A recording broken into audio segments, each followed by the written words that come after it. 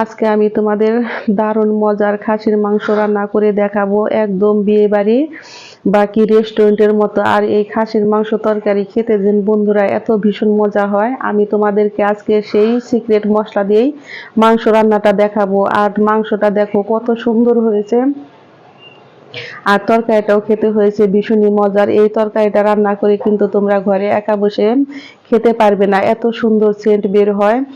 আর খেতে তো ভীষণই মজা। অবশ্যই আমার এই রেসিপি যদি ভালো লেগে থাকে তাহলে তোমরা ভিডিওটা না টেনে একটু ধৈর্য সহকারে দেখো, তাহলে তোমরা বুঝতে পারবে যে আমি কি কি মশলা এর মধ্যে ব্যবহার করেছি। আজকে আমি তোমাদের কিন্তু খাসির মাংস রান্না করে দেখাবো, আর একদম গন্ধবিহীন, এটা কোনো ঝামেলাই ছাড়া একদম তোমরা পারফেক্ট ভাবে রান্না করে নিতে পারবে।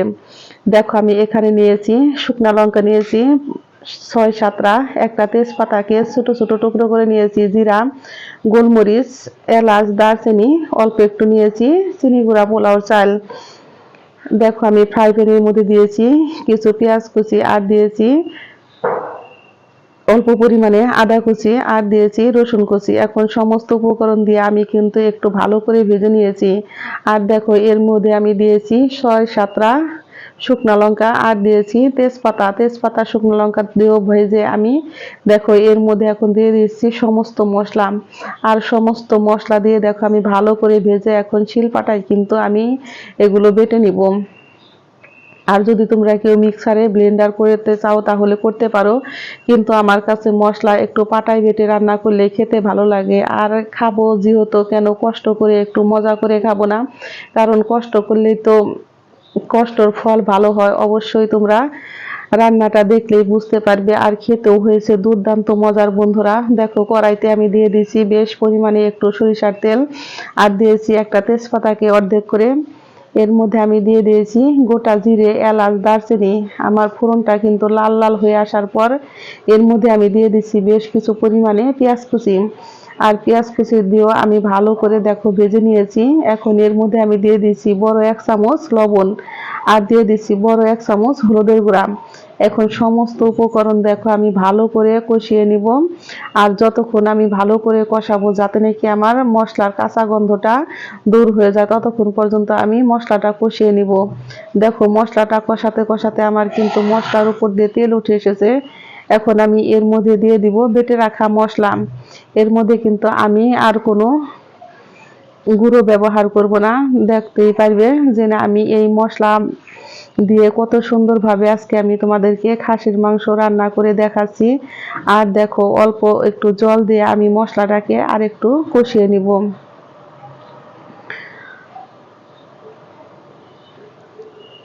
আর দেখো আজকে আমাদের টাটকা তাজা খাসির মাংস বাজার থেকে এনেছে। এটা কিন্তু আমি ফ্রিজে রাখিনি বন্ধুরা। কালকে তো ঈদ, সকলেই জানো, কিন্তু ঈদ স্পেশাল উপলক্ষে আমি আজকে এই খাসির মাংসটা রান্না করে দেখাচ্ছি। অবশ্যই তোমরা একবার হলেও এভাবে ট্রাই করতে পারবে, আর খেয়ে সকলেই তোমার প্রশংসা করবে। 100% গ্যারান্টি আমি দিচ্ছি। দেখো আমার মশলা থেকে কিন্তু তেল উঠে এসেছে। এখন আমি এর মধ্যে দিয়ে দিব ধুয়ে রাখা খাসির মাংস। আর খাসির মাংস এইভাবে রান্না করলে বন্ধুরা সেন্ট যেন কত সুন্দর বের হয়, আর খেতে যেন হয় এত ভীষণ মজা। তোমরা শুধু এই মাংস দিয়ে ভাত খেতে পারবে, এত মজার মাংসর তরকারি। আর আমার এই মাংসর তরকারির রেসিপি যদি বন্ধুরা তোমাদের ভালো লেগে থাকে তাহলে অবশ্যই অবশ্যই একটা লাইক করবে, কমেন্ট করবে, শেয়ার করবে। যারা আমার নতুন বন্ধু আছো তারা আমাকে একটা সাবস্ক্রাইব করতে ভুলবে না। দেখো আমি এর মধ্যে দিয়েছি 1 মুঠ পরিমাণে ভেজে রাখা পেঁয়াজ বেরেস্তা। আর পেঁয়াজ বেরেস্তা দিয়ে এইভাবে রান্না করলে তরকারিটা খেতেও হয় বন্ধুরা দুর্দান্ত মজার। অবশ্যই কিন্তু তোমরা রান্না করে খেয়ে আমাকে একবার হলেও কমেন্ট বক্সে জানাবে যে তরকারিটা কেমন হয়েছে। আমি রান্না করতেছি দেখে তোমাদের বন্ধুরা বলতেছি না, আমার প্রত্যেকটা রান্না কিন্তু ভীষণই মজার হয়। কারণ আমি বলি না, আমি যাদেরকে রান্না করে খাওয়াই তারা সকলেই বলে। কারণ আমার মা ছিল একজন ভালো রাঁধুনি, আমার দিদাও ছিল একজন ভালো রাঁধুনি, কারণ তারা তো অনেক ভালো রান্না করে। আর রান্না তো বন্ধুরা চোখের দেখার বিষয়, যে কোনো কাজই চোখে দেখে কিন্তু আমরা শিখি। আমিও সেইভাবে শিখেছি। দেখো আজকে আমি তোমাদেরকে এটা রান্না করে দেখাচ্ছি।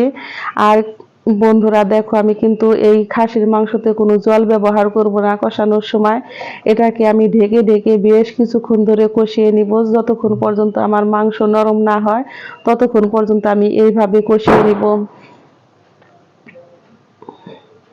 আর ঢাকনাটা খুলে মাঝে মাঝে একটু নেড়ে দিতে হবে, যাতে নাকি তোমার মশলাটা নিচে লেগে না যায় কড়াইতে, সেই দিকে একটু খেয়াল রাখতে হবে। আর অবশ্যই চুলার আঁচটা মিডিয়াম টু লো করে দিয়ে মাংসটা রান্না করবে, তাহলে দেখবে মাংসটাও নরম হয়েছে আর তরকারিটাও বন্ধুরা খেতে হয়েছে দুর্দান্ত মজার। দেখো, আমি বেশ কিছু কিন্তুক্ষণ এইভাবে ঢেকে ঢেকে মাংসটা আমি কষিয়ে রান্না করে নিব।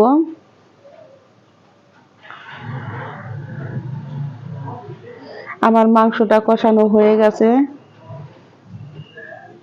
দেখতেই পারছো বন্ধুরা, দেখো কত সুন্দর আর সেন্ট বের হয়েছে, এত সুন্দর যে তোমরা কিন্তু বন্ধুরা লুকিয়ে কেউ একা একা খেতে পারবে না, এত মজার হয় এই তরকারিটা।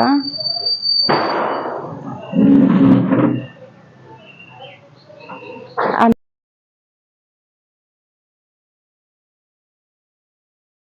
কিন্তু মাংস কষানো হয়ে গেছে, এখন আমি এর মধ্যে দিয়ে দিচ্ছি দেখো বেশ কিছু পরিমাণে জল। আর জলটা তোমরা বুঝে দিবে যে কে কতটুকু পরিমাণে ঘন বা কি পাতলা খাবে সেইভাবে। আর তোমাদের মাংসটা কি নরম হয়েছে কিনা সেইভাবে বুঝো তোমরা একটু ঝোলটা দিবে। আমার মাংসটা কিন্তু 80% নরম হয়ে গেছে, আমি এখন এর মধ্যে জল দিয়ে রান্না করে নিব। আর আমি কিন্তু কোনো গরম জল দিইনি বন্ধুরা, আমি কিন্তু ঠান্ডা জল দিয়েই মাংসটা রান্না করে নিচ্ছি। আর মাংসটা দেখো ঢেকে আমি রান্না করে দিব অন্তত পক্ষে আধা ঘন্টা। আমি আধা ঘন্টা পর তোমাদেরকে ফিরে দেখাচ্ছি। দেখো, এর মধ্যে আমি দিয়ে দিচ্ছি ভেজে রাখা আলু। আর আলু ভাজাটা বন্ধুরা আমি তোমাদের আজকে দেখাই নেই কেন, কারণ আলু ভাজাটা সকলেই পারো সেই জন্যে। আর এইভাবে বন্ধুরা দেখতেই পারছো যে রান্না করলে রান্নাটা হয় কিন্তু ভীষণই মজার। আর তরকারির কালারটাও দেখো কত সুন্দর হয়েছে, তোমরা দেখে অবশ্যই বুঝতে পেরেছো। আর আমি কিন্তু চুলার আঁচটাই একদম লো করে দিয়েছি, কারণ এইভাবে লো করে দিয়ে আস্তে আস্তে যদি মাংস রান্না করো তাহলে মাংসটার কালারও হয় সুন্দর আর খেতেও হয় দুর্দান্ত মজার। দেখো, আমার তরকারিটা একদম পারফেক্ট ভাবে রেডি হয়ে গেছে, আর আমি এখন চুলায় থেকে তরকারিটা নামিয়ে নিব। দেখো কত সুন্দর হয়েছে। আর এই রেসিপিটা একবার হলো তোমরা অবশ্যই বন্ধুরা বাসায় রান্না করে আমাকে কমেন্ট বক্সে জানাবে যে কার কেমন লেগেছে। আমি তো বন্ধুরা স্বাদটা তোমাদের বলে বোঝাতে পারবো না, কিন্তু খেতে হয়েছে দুর্দান্ত মজার, দারুণ মজার। আমি এখন চুলায় থেকে নামিয়ে নিব।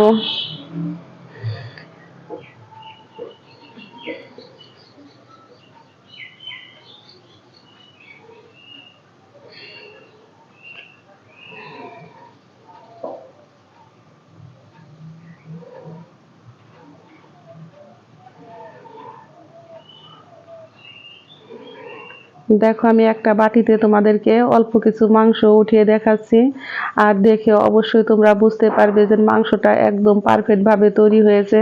আর তরকারিটাও কিন্তু অনেক ঘন হয়েছে, একদম বিয়ে বাড়ির মতো। অবশ্যই অবশ্যই তোমরা এইভাবে একবার রান্না করে খাবে। সকলে ভালো থেকো, সুস্থ থেকো, সকলকে জানাই অনেক অনেক ধন্যবাদ।